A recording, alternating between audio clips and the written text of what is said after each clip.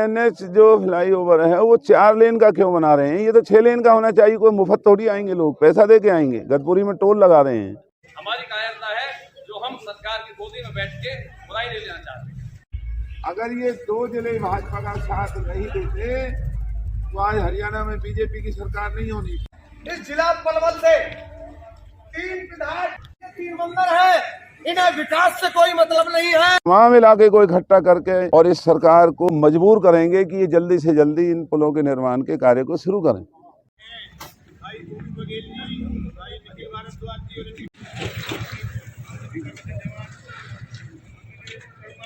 BJP सरकार में 3 विधायक झोली भर के दे दिए।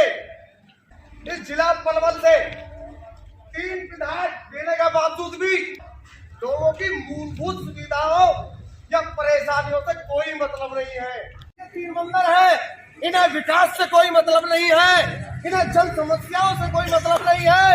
चाहे इस आरओबी पुल से किसी के बच्चे स्कूल जाते हो या ना जाते हो, चाहे महिलाएं सब्जी की लेने के लिए जाती हो या ना जाती हो, चाहे कितना ही दुख तकलीफ हो। आज हमारे कल सिंह दलाल जी आए आपके बीच में, वो दर्द समझते हैं आपका, आपके बीच में से है। वो जानते हैं कि मेरे भाइयों को अपने जीवन व्यापन के लिए कहीं फरीदाबाद जाना पड़ता है, कहीं पलवल जाना पड़ता है। अगर आप सरकार का आदमी हो, सरकार से आपका हक है मांगने का। अगर आपने सरकार को समर्थन दिया है, आपने सरकार को वोट दी है, तो आपको डरना नहीं चाहिए। ये केवल और केवल हमारी कायरता है जो हम सरकार की गोदी में बैठ के बुराई नहीं लेना चाहते। तो किस तरह की बुराई लेने से अच्छा है कि आप सरकार के साथ में जाओ।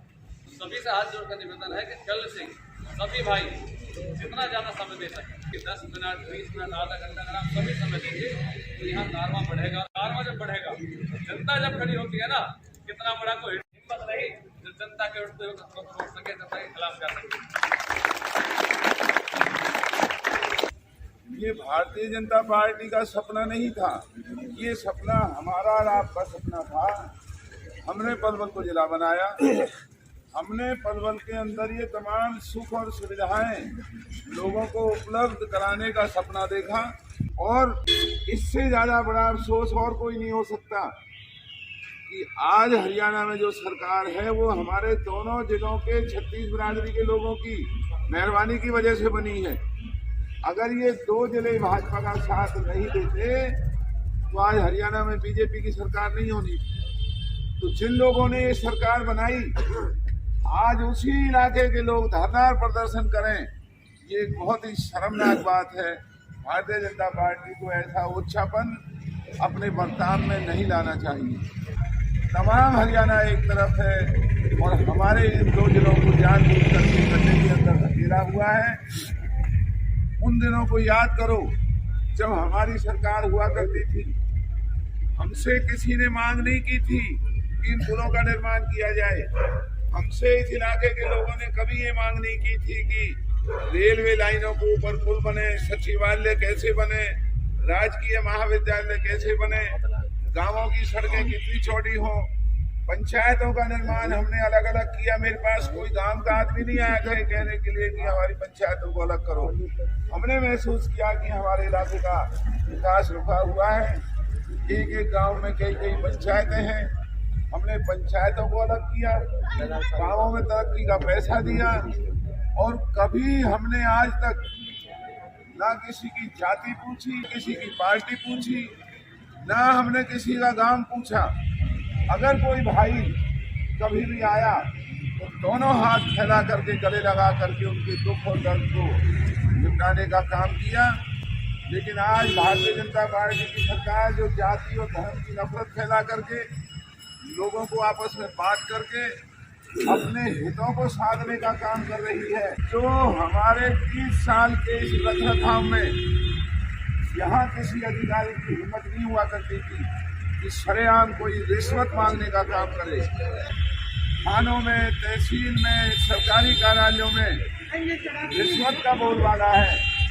और हम तो अपना देख लें, लेकिन भाजपा के लोग और भाजपा के लोगों ने जिन्होंने इनको वोट दिया, आज उनको भी नहीं बख्शा जा रहा है। बंदूक का लाइसेंस जो हमारे शासनकाल में 5 रुपए की रिन्यूअल फीस भरने के बाद रिन्यू कर दिया जाता था, आज 3100 रुपये सरकारी फीस भरी जाती है। कोई इनसे पूछे कि ये 3100 रुपये जो रेड क्रॉस के काटे जा रहे हैं, ये कौन सा कानून है? आज अगर हमारे इलाके के बच्चे बंदूक का लाइसेंस बना करके कारखानों में नौकरी का काम करने अगर चाहते हैं तो इस सरकार को क्या तकलीफ है? इनकी औकात दिखाने का काम करेंगे। वक्त आने दो। आपका सहयोग, आपका प्यार, आपका आशीर्वाद हम पर रहा। भगवान ने वक्त दिया तो ये कर्ज भी चुकाने की कोशिश करेंगे। आप सभी का बहुत बहुत धन्यवाद। माननीय श्री कर्नल सिंह बरार का मैं स्वागत करता हूँ यहाँ आने का। उन्होंने हमारे दुख दर्द को सहन करते हुए उन्हें हमारे को सहानुभूति देने के लिए, यहाँ हमारा हृदय बढ़ाने के लिए यहाँ इन्हें बहुत ही सहयोग के काम किया है। आज इतने दिनों से इस इलाके के सभी बिरादरी और बहुत ही संपन्न लोग जिनका राजनीति से कोई वास्ता नहीं है, वो यहाँ मजबूर होकर के धरने पर बैठे हुए थे। और बहुत अफसोस की बात है कि भारतीय जनता पार्टी का कोई पदाधिकारी, विधायक या जिम्मेवार कोई भी व्यक्ति आज तक इनको आश्वासन देने के लिए नहीं आया कि हम आपके दर्द को समझते हैं और इस काम को जल्दी करने का हम शुरुआत करेंगे। वो दूर रहा और इस बदहाली को आज इधर की कॉलोनियों को ही नहीं, पूरे हमारे तमाम इलाके के लोगों को, प्रदेश के लोगों को दुख भुगतना पड़ रहा है कि रिश्तेदार भी आते हैं तो वो भी गालियां देते हुए जाते हैं। ये पुलों का निर्माण का कार्य का जो शिलान्यास था वर्ष 2014 में चौधरी भूपेंद्र सिंह हुड्डा जी ने किया था, मैंने करवाया था, बामनी खेड़ा रसूलपुर का।